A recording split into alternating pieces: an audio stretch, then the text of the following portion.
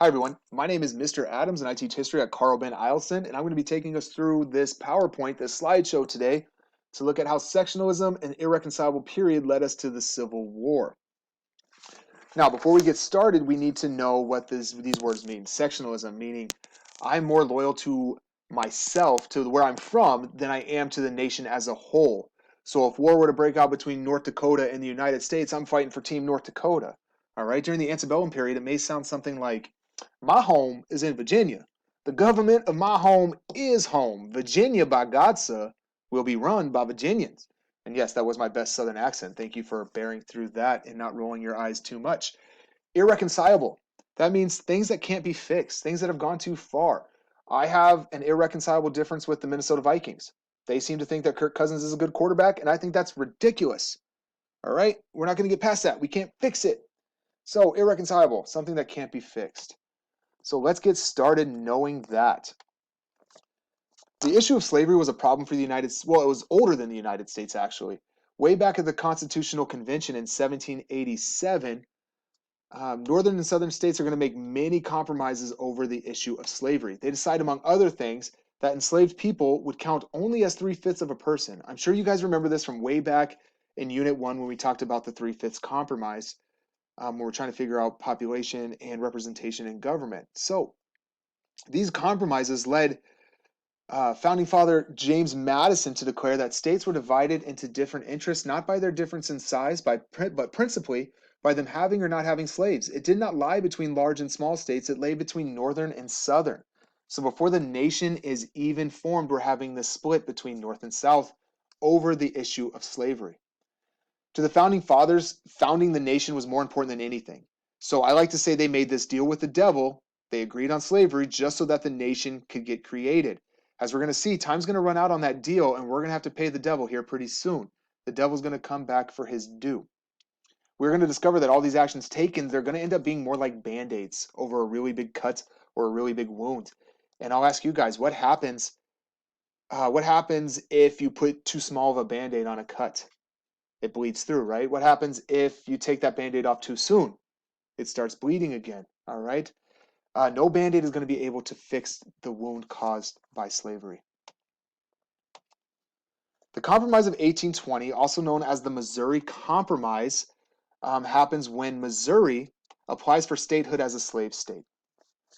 The northern states are like, nah, bro, we're even right now. We're at 11 and 11, free states and slave states. We're going to keep it that way, okay? Not only that, but way back in 1787, the United States made an agreement. They agreed that the Ohio River would be the northern boundary of slavery. Right here where my mouse is the Ohio River. Where it flows into the Mississippi, as you can see, most of Missouri lies north of that line. So the free states are like, yeah, nice try, guys, but you played yourself. Like, that's not going to happen. Well, after months of negotiations, this is what was agreed upon. Maine would enter the United States as a free state, offsetting Missouri as a slave state. So now we're still even at 12 and 12. Also, a new boundary line for slavery would be drawn at 3630 parallel. And I know that doesn't make sense because already, 5 slave states are north of the boundary line for slavery, but that's what they came up with. And that's the Compromise of 1820 that allowed us to continue. So we're fixed, right? Everything's great. Yay, let's all go home. Well, not quite. All right. As we're going to see, that this is just a small band-aid, and it's not big enough for the problem. It's not big enough for the cut, and we're going to bleed through that band-aid here pretty quickly. For the next 25 years, however, everything's going okay until this guy, James K. Polk, who kind of looks like a vampire to me. Kind of like, you ever seen Twilight? Slick back here, the beady eye vampire. Anyway, he's going to admit Texas into the nation as a slave state in 1845. Now, this causes all kinds of problems because now we're out of balance. We're at 13 slave states to 12 free states if you're keeping score at home. The nation is starting to bleed through that band-aid already. And I know what you guys are thinking. Oh, here comes the Civil War. Nope. Throw some Neosporin on it. Maybe get a little bit of a gauze band-aid because he's going to promise that Oregon is going to become free state once it applies for statehood. So, James K. Polk, you got us to 1850. Now, we're going to talk about the Compromise of 1850, which is known as the Compromise of 1850 for a couple of very interesting reasons. A, it was a compromise. B, it happened in 1850. And C, historians are really good at naming things. So it becomes known as the Compromise of 1850. what's going to do is the nation has fought and won a war against Mexico, and now we need to figure out what we're going to do with the Mexican cession, all this land we gained from them because of that war. This land is going to make up future states of California, Nevada, Utah, as well as parts of Wyoming, Colorado, and New Mexico.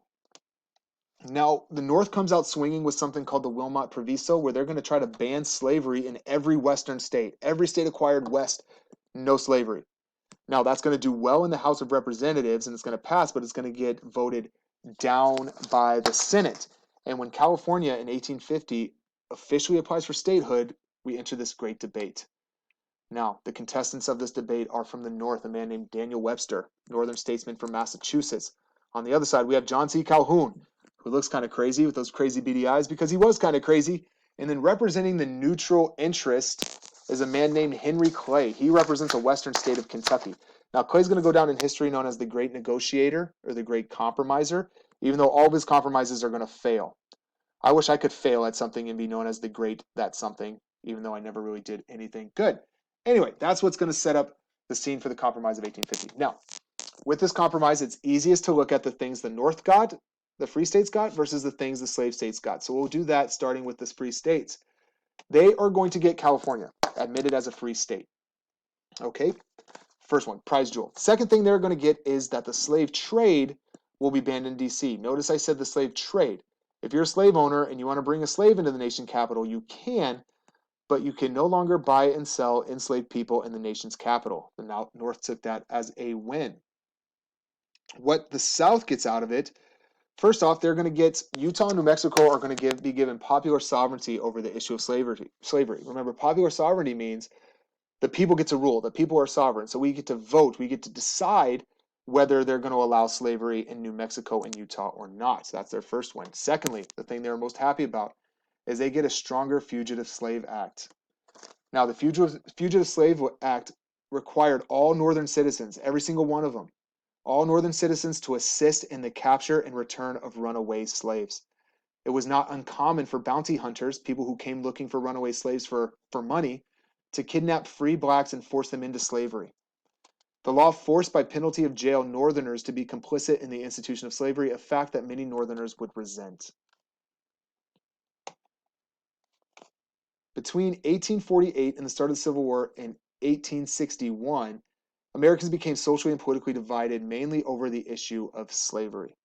In the North, there were two political parties. You had the Free Soilers and the Republicans. The Free Soilers believed that slavery could continue to exist in the South but could not spread west, while the Republicans wanted to abolish slavery everywhere.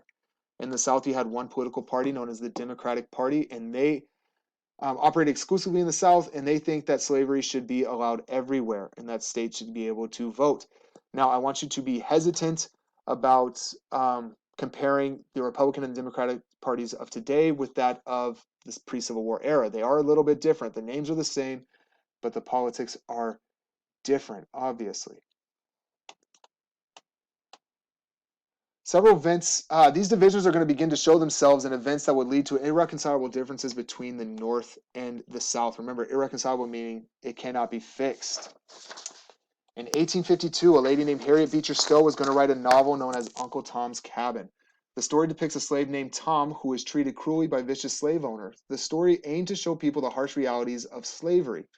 In the North, the book becomes an instant bestseller and helps build strong abolitionist feelings, meaning feelings to abolish slavery. The book is suppressed in the South, so not very many people down there are allowed to read it. In 1854, the Kansas-Nebraska Act is signed into law. This law removed the Band-Aid that was the Missouri Compromise. And like we mentioned, a Band-Aid removed too soon will cause a wound to bleed again. The act gave Kansas and Nebraska popular sovereignty to vote on whether slavery was going to be allowed in those territories. This turns out to be a disaster. Thousands of people, both for and against slavery, rush into the territories to cast a vote, either for slavery or against it. Pro-slavery groups known as Border Ruffians invade Lawrence, Kansas, and set fire to buildings and destroy property. In retaliation, anti-slavery activist John Brown and his followers capture 5 people in Pottawatomie, Kansas. These people are suspected of taking part in those Lawrence raids, and John Brown and his boys kill them.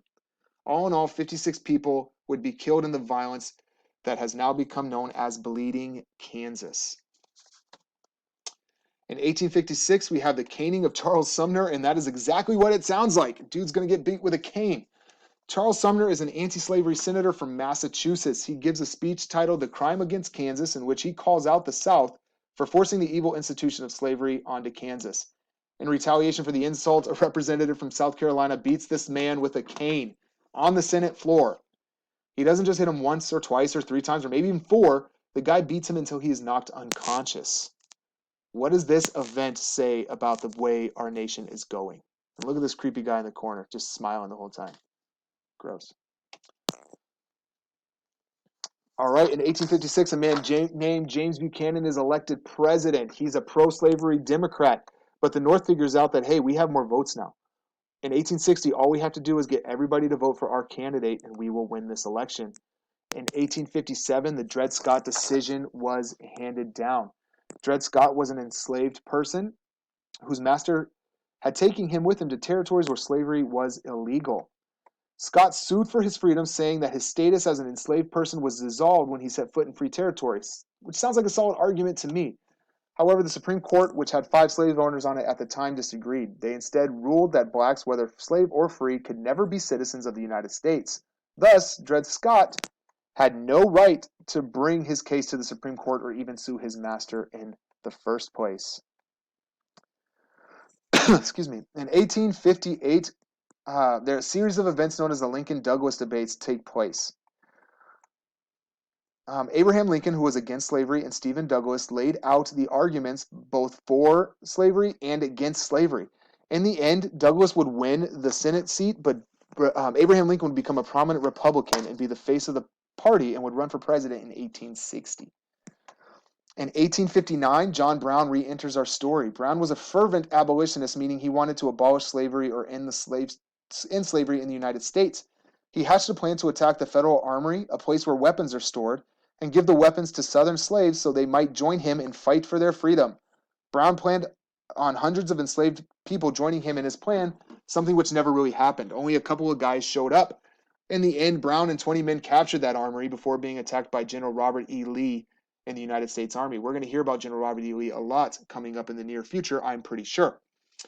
Brown would be tried for treason and executed for his assault on the armory. He becomes a martyr and has a song written about him known as John Brown's Body, and you can listen to it by clicking on this link right here. Actually, I don't know if you can.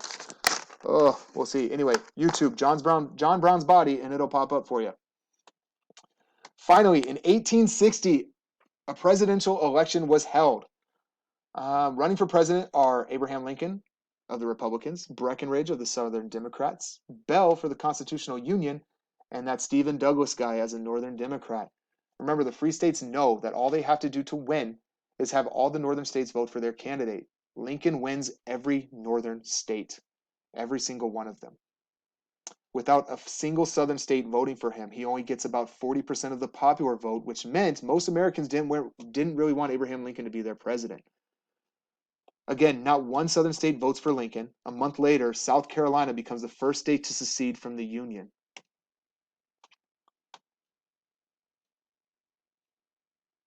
All right, guys, in closing, none of the compromises or band-aids could stop the issue of slavery from tearing this nation apart.